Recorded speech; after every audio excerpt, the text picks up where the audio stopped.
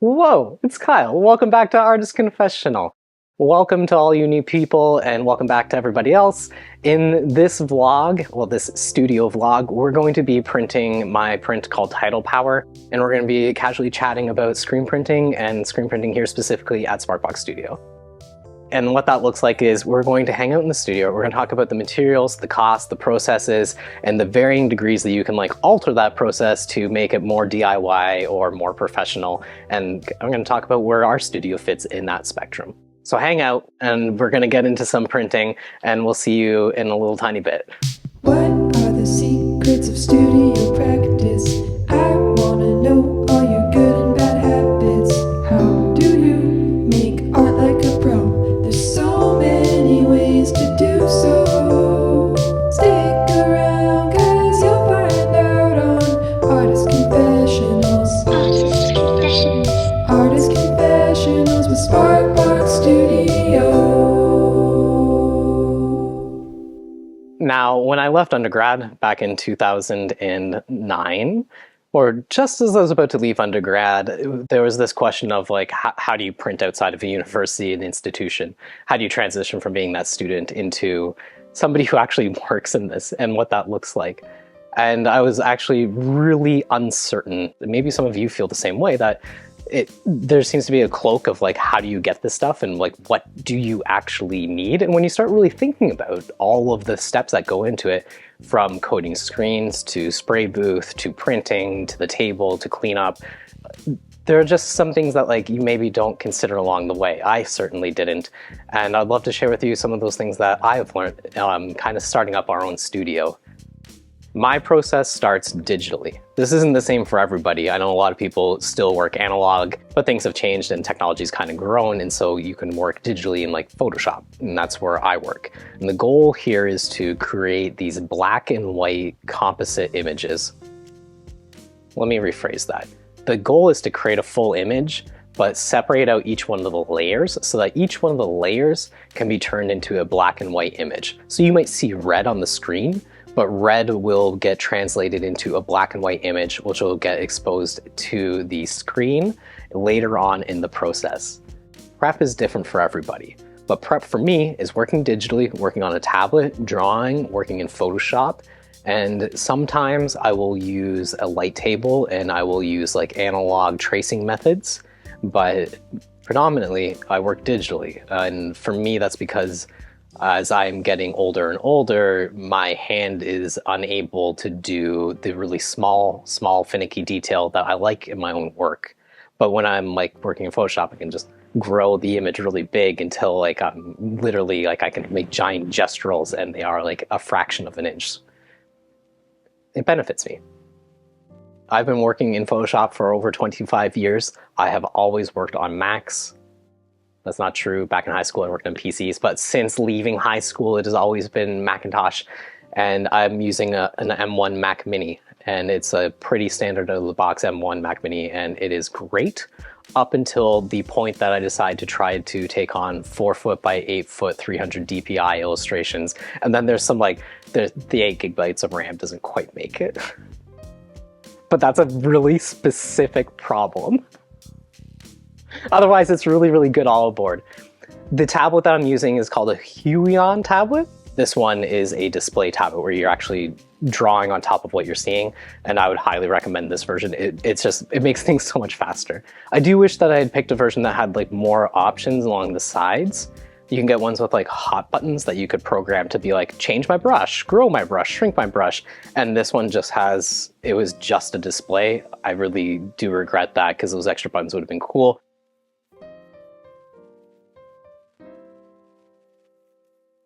When all of the arting is said and done, it's time to take the file and translate it into individual stencils. That means color separating out the image. So if it had red, green, blue, and black, you would have to create 4 different stencils, one for each of those individual colors. How you separate those colors is different if you did it digitally. In Photoshop, that means I could just work in layers, 1 layer for each of the colors. Or if I was working analog, I would have to have cut paper or a physically drawn stencil for each one of those individual colors. For me, once I get those colors separated, I take the hue and saturation tool, I rip out all of the saturation and I turn it as dark as possible so that that color has now become pure black or white. There's like some pixels in between, like where the edges are feathered, that like are going to be gray or like not 100% black or 100% white. And I can use curves to kind of encourage those to be darker or encourage some of those to be lighter. And we need to print each color individually onto a piece of positive film. Kyle, what's a positive film? A positive film is a piece of plastic that has an adhesive coating on one side. It goes face up in your inkjet printer, and so when the inkjet printer prints, the ink stays in spot. Because if you were to just print onto plastic, the inkjet printer would just print liquid drops into plastic. It would be like a gigantic mess. There'd just be ink everywhere. Outside of artwork prep, there is a whole bunch of studio prep that happens in screen print as well. So we're just going to assume that the screen is clean to start with. We're going to coat this with a UV-based emulsion. There are tons of different brands out there that are for different purposes. Some are for use with oil-based inks, some are for water-based inks, some are for long editions, shorter editions, for textiles, not for textiles, higher mesh counts, lower mesh counts. Ultimately, this is the brand that I use. We find that this works really good for us. It happens to work with water-based inks, which is what we use in our studio. It cleans up really nicely, it shoots out really nicely, and it reclaims, like everything about it just works for us. I've tried different ones. They all kind of work more or less. It's kind of finding the one that works for your studio. When the screen is drying, we want to make sure that it's in an enclosed box that has no light touching it, because that will actually mess up the screen and mess up your emulsion.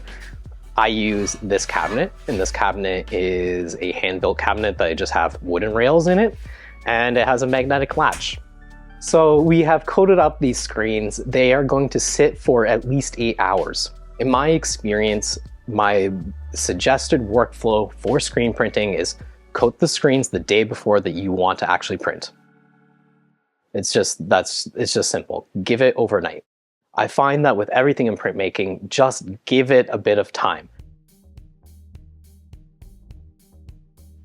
Here in our studio, we're going to be using a UV light bulb-based vacuum screen print exposure unit.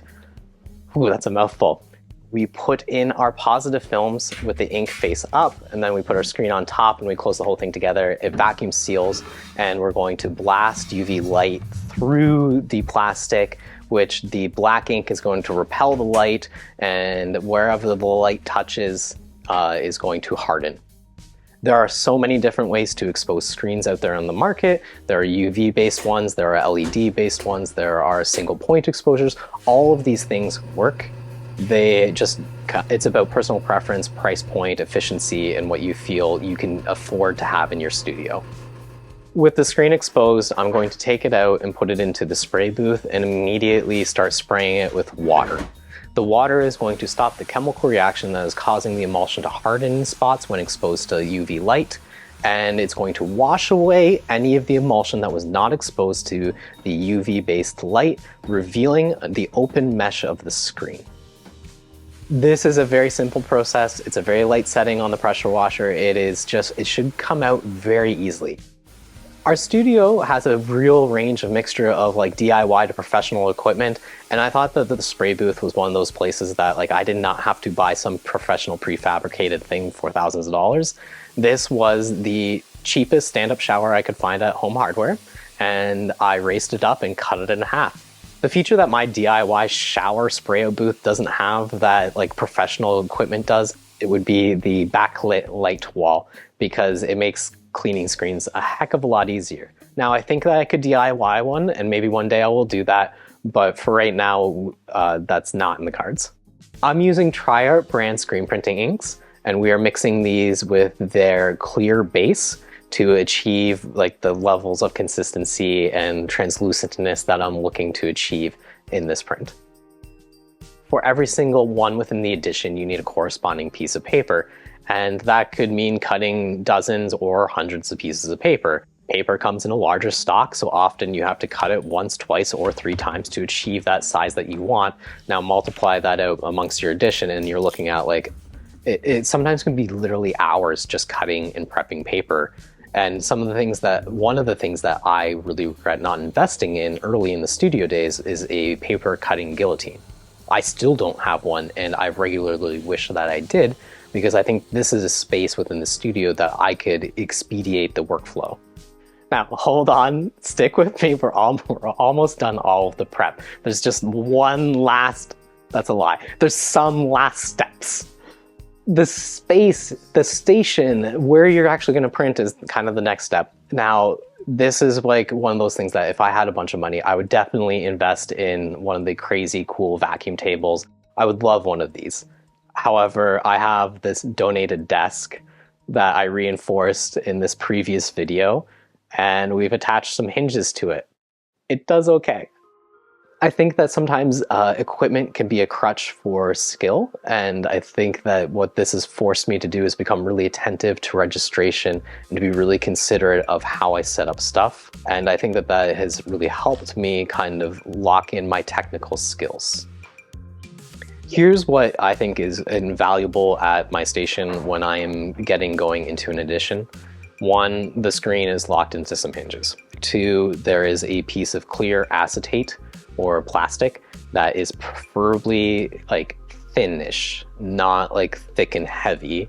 I would like it to kind of be ideally the same kind of thickness as the paper I am printing on.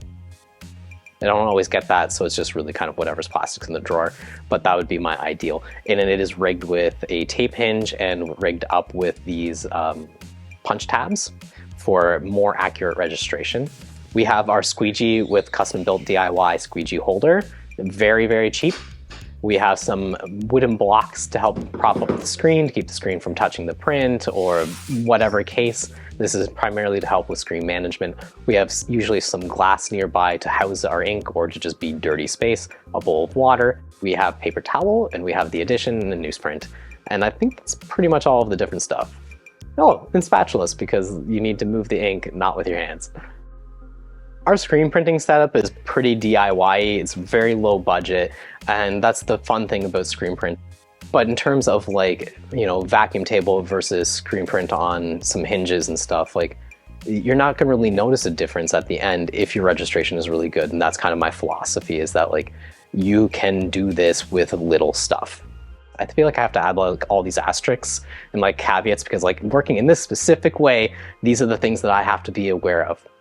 While working with water-based inks, the drying time is a lot shorter than oil-based. And so once we get going, if I take any delays, there's a chance that the screen will start to clog. In regards to like water-based screen printing ink drying time and drying in the screen while printing and causing problems, my experience so far has been I have had a couple different brands that, unless you used extenders, they would dry within an edition of, like, say you're printing 50. You might start to see some like clogging, especially if you're using a lot of opaque white. But we're going to work from the lightest color to the darkest color, or the background layer to the foreground layer, however the print was set up. In this particular case, I have tried to incorporate registration marks in and amongst all of the layers, because that seems to work really well for me. This print is called Tidal Power. It was part of a longer series. It's part of a series. I guess the series hasn't finished because I'm still working on it, about kind of human impact and energy, kind of looking at new and renewable energy sources. In particular, tidal power is an invented source of power. It is a double-basined tidal generator.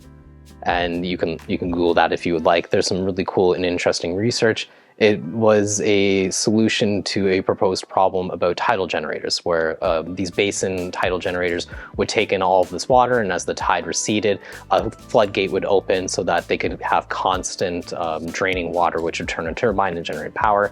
But there is this inherent problem within tidal generators that as the tide ebbs and flows, there's only certain periods of the time of the day where the tidal water is low enough to have that water in the basin drain out. And in regards to the double basin, the solution is to have two containers, where one container fills up when the tide is high, And then as the tide flows down, this one drains into the second basin, and via kind of this cycling of like always filling up one basin to drain into the second basin, the tidal generator can stay on and operational throughout the entire day, not just during those low ebbs of tide. And so tidal power is talking about the double basined tidal generator.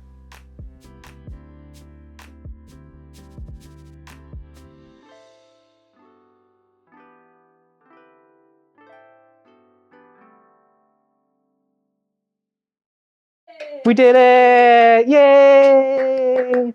Oh my god, look at it. I'm so happy. It turned out pretty darn cute. And those are some of my thoughts. Thanks so much for hanging out with me on this episode of Artist Confessional. It's been absolutely wonderful having you here in our studio, and I hope that you'll join us in our next vlog, whatever adventure Chrissy and I are going to get up to next time. Remember, please hit that like, that subscribe button, and if you would like to support us on a more ongoing way, you can become a member of our Patreon community, and you can find links to that below in the description. Until next time, it's been lovely, and I hope you all have a great day. Stay safe.